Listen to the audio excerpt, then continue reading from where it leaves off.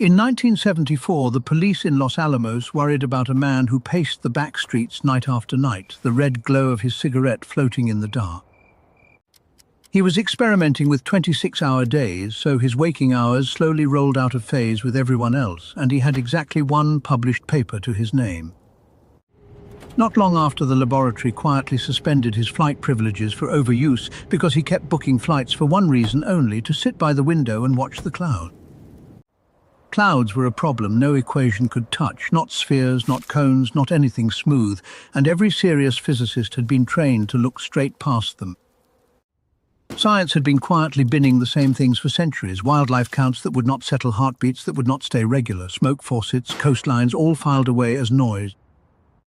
Physicists privately grade their problems as obvious, then not obvious, then deep, and the handful of people circling this one had already decided it belonged in the deepest category. This was Los Alamos, where the bomb was built, a mesa covered in particle accelerators and supercomputers, and 100 theorists paid well and free to chase whatever they liked.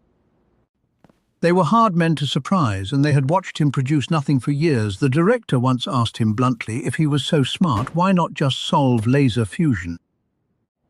Meanwhile, in 1980, the most famous physicist alive stood up and asked whether the end was in sight for theoretical physics, as if everything important was nearly finished. But relativity needed the speed of light and quantum mechanics needed the atom, while this new thing needed neither. It worked at the scale of ordinary human-sized objects.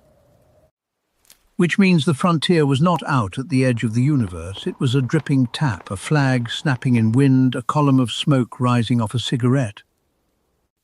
Watch that same smoke climb perfectly straight for an inch, then shatter into curls that nobody alive can predict, and you have found the exact line where classical science stopped.